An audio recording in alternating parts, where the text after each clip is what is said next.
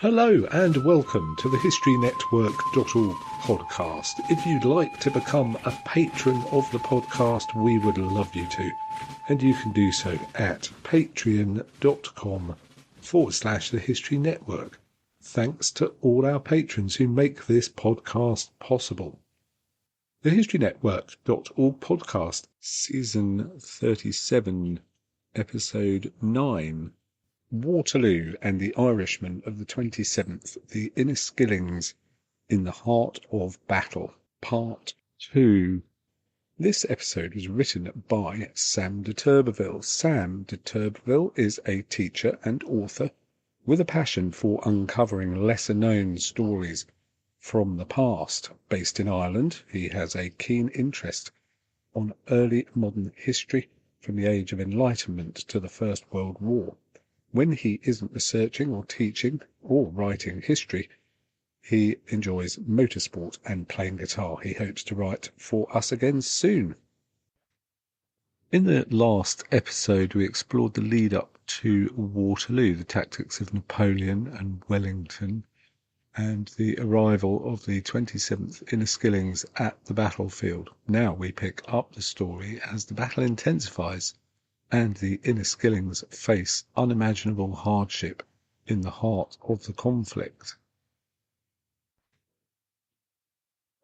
The French infantry passed by the farm at Haye Saint and advanced up to the ridge where Picton's 5th Brigade were literally lying in wait. Dutch skirmishers retreated back to their parent regiments in Allied lines.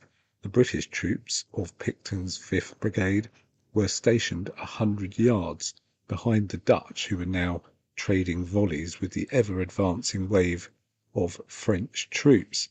The Dutch could not sustain the defence and reformed with other regiments. The British troops under Picton then formed up 4 men deep, twice as deep as the standard British line, to match the French, who had now also formed into battle lines. The contest between the two masses of infantry was hotly contested, and the Allied centre began to falter. In this moment Picton ordered a counter-charge by bayonet, but was killed by a musket ball to the head moments later. His last words were reported to have been, "Charge, charge, hurrah, hurrah." He was the most senior officer to die during the battle. The relentless French attack kept pushing the Allies back, and the British centre was falling apart. Napoleon was winning the battle. At this moment, as the British line began to fail, Uxbridge ordered 2,000 British heavy cavalry, who had remained hidden from the French, to charge. This charge has since been immortalised in a painting by Elizabeth Thompson entitled Scotland Forever. The famous Scots Greys were joined by the 1st and 2nd Life Guards, the Royal Horse Guards, the King's Dragoon Guards, and the 6th Inniskillings. These heavy horses were joined by the 10th and 18th Hussars and 1st Hussars, as well as the King's German Legion. Enniskillen was the only town in Great Britain and Ireland to have 2 separate regiments carry its name. British heavy cavalry at the time of Waterloo were regarded as the best in the world, even by Napoleon himself. The cavalry thundered down the ridge, cutting down the fleeing French in their scores. Having routed the French infantry attack, their objective had been completed, and they were ordered to fall back to the safety of their lines. This order did not reach them, and the cavalry barrelled across the valley up to the French position to capture the French guns that had proven so deadly. The plight of the 2nd Scots Greys is well documented, and as they reached the French lines, they were countercharged by fresh French heavy cavalry, the cuirassiers and the lancers. The British had become completely disorganized during the charge and were cut to pieces by the French. The British cavalry was effectively wiped out. Napoleon then ordered Ney to capture Haye Saint, Ney ordered a mass cavalry charge. The 27th Inniskillings took up position on the right of the brigade and remained there until the end of the battle. They deployed into square formation in anticipation of the attack from the innumerable cavalry stationed at the farm of Haye Saint. Major John Hare steadied his men as the French skirmishers picked off soldiers one by one, and the cannon punched bloody holes in the hollow square. Because of the longer range of the French skirmishers and loose spacing they deployed, the Irish were unable to respond with any shots, and had to simply absorb the punishment inflicted on them from the tenacious French lines. The square became less and less hollow as the barrage wore on and the dead and dying were dragged inside. Edward Cotton of the 7th Hussars, who was stationed near the 27th, recalled, "The banks on the roadside, the garden wall, the knoll and sand pit swarmed with skirmishers who seemed determined to keep down our fire in front. Those behind the artificial bank seemed more intent upon destroying the 27th, who at this time, it may literally be said, were lying dead in the square. Their loss after Haye Saint had fallen was awful, without the satisfaction of having scarcely fired a shot, and many of our troops in the rear ridge were similarly situated." The formation had to be tight to fend off potential cavalry, but this made them a prime target for any ranged attack. The regiment stood in square and held firm against the onslaught for hours, while the French skirmishers and cannon took aim and punched bloody holes through the Irishmen. In this manner the regiment stood with perfect firmness for many hours, exposed to the most galling and destructive fire, without having it in their power to make the smallest resistance or to return a shot, while the French had leisure to take cool aim. It is said that the roar given up by the Irish in the heat of battle was so that it would force the enemy to flee in terror. However blood-curdling their yell may have been, their plight lines were still being peppered by bullets, and the ground beneath them stained yet redder as more and more men fell. The area in which they were standing was incredibly small, a hollow square formed of initially 747 men. It would have taken great skill for a French skirmisher to miss the mass of Irishmen. The repeated charges of heavy cavalry and the constant barrage from the skirmishers and cannon alike began to get under the skin of Napoleon. Their position was crucial to the strength of the Allied line. Wellington knew it, Napoleon knew it, and every man in the square knew it too. Napoleon became so incensed with the tenacity of the 27th that he is reported to have said, "That regiment with castles on their caps is composed of the most obstinate males I ever saw. They don't know when they are beaten." As the day progressed to evening, the Irish position was being put under more and more pressure. Through the chaos of the previous day's marching, many of the Irish had formed up for battle with their full knapsacks on, as if on a march as opposed to fighting a battle. One of the sergeants, Scott, was one of the men still in full kit, including his tin kettle. The hail of bullets from the French was so heavy that his kettle was struck 5 times in short succession. Through the noise of the battle, Scott was heard cursing an invisible tinker, who he said must have been hard at work, hammering out pieces of tin. The quip brought some laughter from the soldiers nearby, but the situation for the Irish was getting worse. Their ammunition was beginning to dwindle. A few men were ordered to break square to retrieve ammunition from a nearby wagon, only for their order to be cut short, as Scott suggested that the ample number dead and wounded around them should be able to supply enough munitions for the remainder of the battle. As nightfall approached, Napoleon committed his veteran troops, the Old Guard. These men were France's best and bravest soldiers, hardened from decades of fighting in Napoleon's campaigns. They were known by name to the Emperor and were perhaps the most feared troops in all of Europe. As they marched across the battlefield under cannon fire, they sounded out their old chant of Vive l'Empereur, their bearskin hats making them appear like giants to the waiting foe. The men of the 27th Inniskillings were expecting a ferocious fight.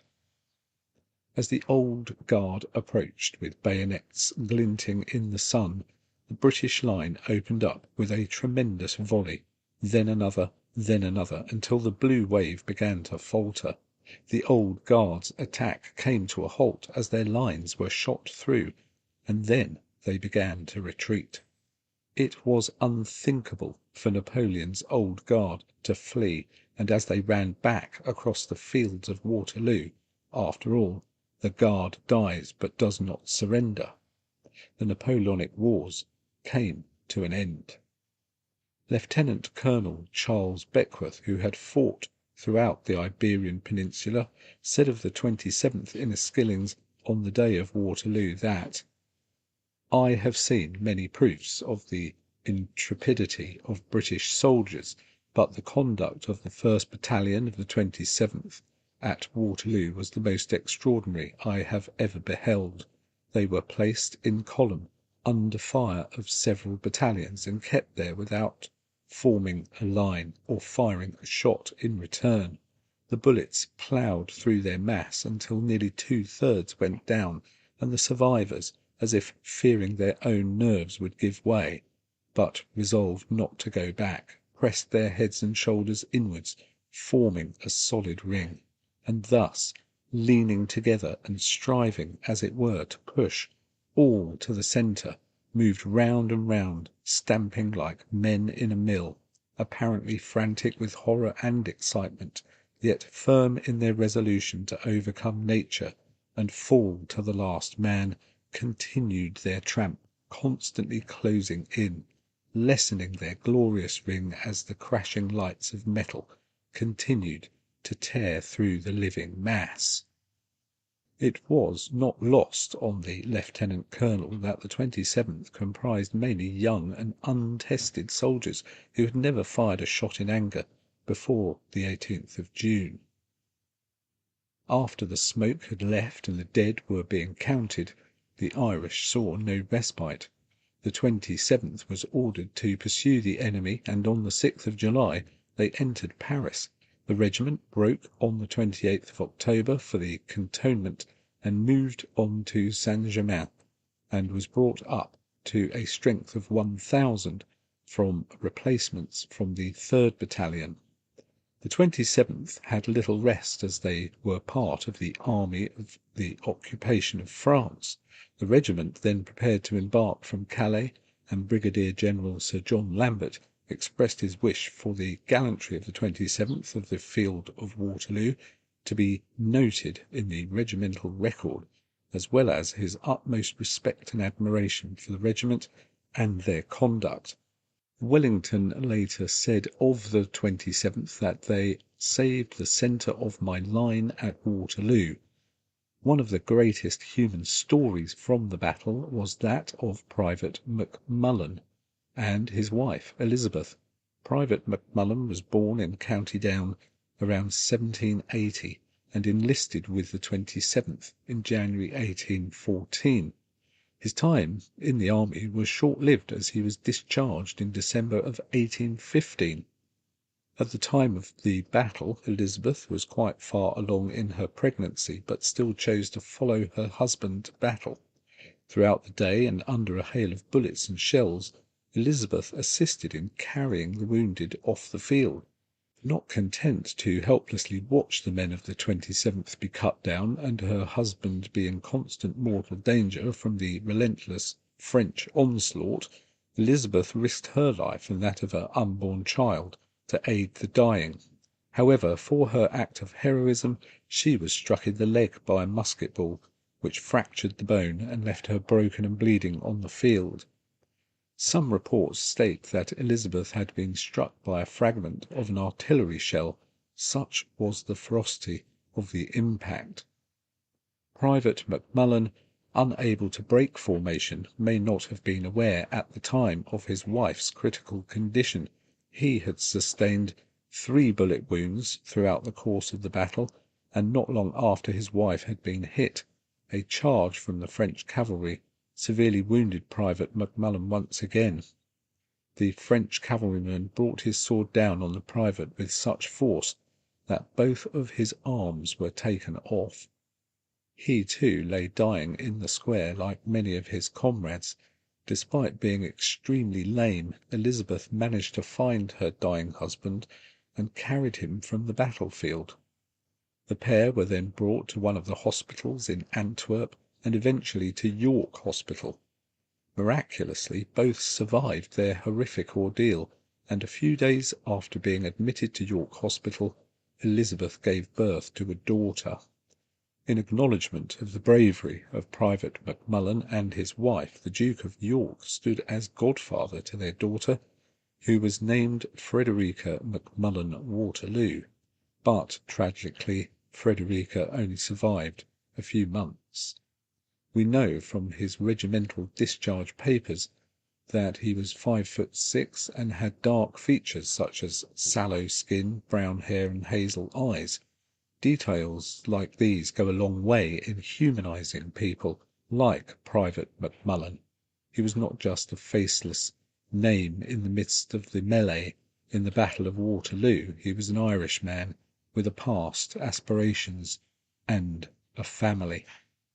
An excerpt in the Belfast newsletter, Tuesday 28th of November 1815, stated, "It reflects equal honour on a humble warrior, his faithful wife, the officers of the York Depot, and the kind-heartedness of His Royal Highness the Commander-in-Chief." Private Thomas Kerrigan was lucky enough to survive the battle, but was wounded several times. Nevertheless, he survived to the age of 108, one of the last surviving participants of the battle. Only one of the 15 officers, Lieutenant Batty, escaped injury. Every other officer had either been killed or wounded, which is a remarkable feat of luck for him. The hangman eventually caught up with Lieutenant Batty while he was on leave, as he contracted typhus in County Kerry and subsequently died. After the battle, 4 sergeants and 12 corporals were demoted to the rank of private for their liberation of the alcohol from the wagons on their march to the battlefield. Their drunkenness overshadowed their immense bravery. For Captain Tucker, one of the innumerable wounded, the aftermath of the battle saw him in trouble with a military court. He had been wounded in the stomach and carried off the field by his wife, much like McMullen, but was to face a court-martial for scandalous and infamous conduct unbecoming of the character of an officer and a gentleman. His alleged crime was being in the possession of 2 horses which weren't his, looting and burning the belongings of an officer killed in the battle. He was dismissed from the army, but due to an intervention by Wellington and the Prince Regent, he was placed on half pay. In all, 486 men of the 27th were either killed or wounded out of the 747 who stepped onto the field. With a casualty rate of around 64%, only 2 other Allied regiments had similar casualty rates. The 1st Battalion of the 52nd Oxfordshire Regiment of Foot and the 92nd Gordon Highlanders endured casualty rates of similar magnitude. Like the Inniskillings, they had been placed where the fight was fiercest, holding key positions with no option but to stand and be hammered. The 27th place in the story of Waterloo is not in sweeping movements or battlefield strategy, but in the square, soaked, battered, shrinking by the hour, and still standing when the day was done. Well, thank you, Sam, for writing that episode for us. If you'd like to have a go at writing an episode for us, or you want to contact us and give us an idea for a subject that you think we've not covered yet, then just drop us a line, info@thehistorynetwork.org for that. And once again, please do consider becoming a patron of the podcast at patreon.com/thehistorynetwork. Once again, thank you to all our patrons who make this podcast possible. Thanks again for listening. You've been listening to the historynetwork.org podcast, written by Sam de Turbeville, read by Nick Barker.